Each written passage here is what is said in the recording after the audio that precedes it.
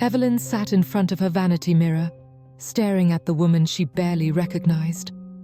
Her once bright eyes were dull, weighed down by exhaustion and heartbreak. The love of her life had left, her career had crumbled, and she felt like she was fading from existence.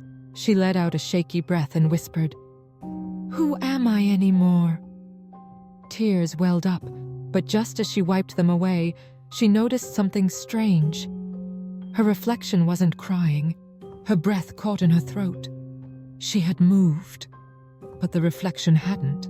At first, Evelyn convinced herself it was just exhaustion, lack of sleep, too much stress. Her mind was playing tricks on her. But the next day, it happened again. While brushing her hair, she stopped for a second. But in the mirror, her reflection kept brushing. A chill ran down her spine.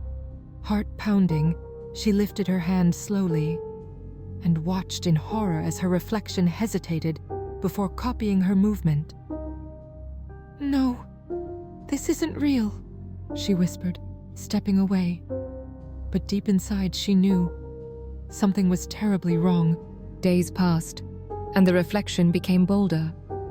It no longer mirrored Evelyn perfectly. Sometimes, it smirked when she wasn't smiling. Other times, it watched her with a gaze so cold, so empty, that she felt stripped of her very soul. Then one night, she heard it whisper, "You don't deserve this life, Evelyn, but I do." Her stomach twisted in terror. The voice wasn't in her head. It was real. It was coming from the mirror. Desperate, Evelyn grabbed a bedsheet and threw it over the glass. But even in the darkness, she could still hear it breathing. "You're weak. That's why I'm here." She curled into herself, tears soaking her pillow. She had already felt invisible to the world, abandoned, forgotten. And now, was her own reflection trying to erase her completely? Desperate for answers, Evelyn visited a bookstore rumored to hold secrets beyond the ordinary. She found an old woman named Margaret, a woman whose eyes seemed to know things Evelyn couldn't begin to understand. Margaret listened intently before flipping through a dusty book. "You're not losing your mind, dear. What you're seeing is real." Evelyn clutched her arms, trembling. "Then what is it?" Margaret's gaze darkened.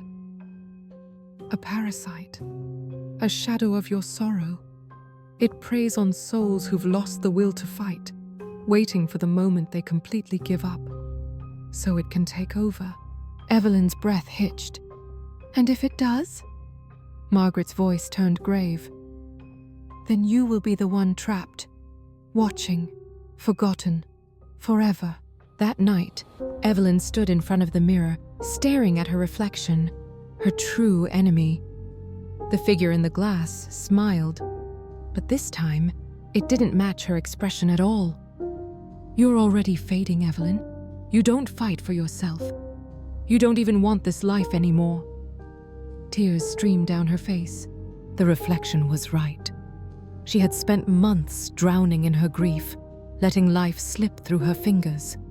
But now, staring at the monster that wanted to steal her existence, she felt something she hadn't in a long time. Rage, a burning desire to live. "You're wrong," she whispered. "I do want my life back." The reflection's smile twisted into a snarl. "Too late." Evelyn lunged for the mirror, grabbing the heaviest book she could find, and smashed the glass with all her strength. Shards exploded in every direction, cutting her skin, but she barely felt the pain. In the broken pieces on the floor, she saw her reflection trapped, clawing at the fragments, its mouth twisted in a silent scream.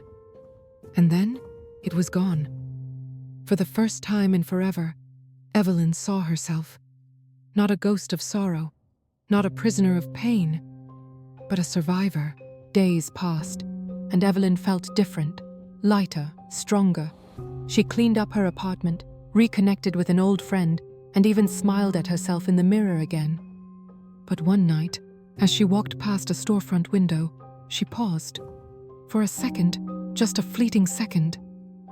Her reflection didn't move, fade to black.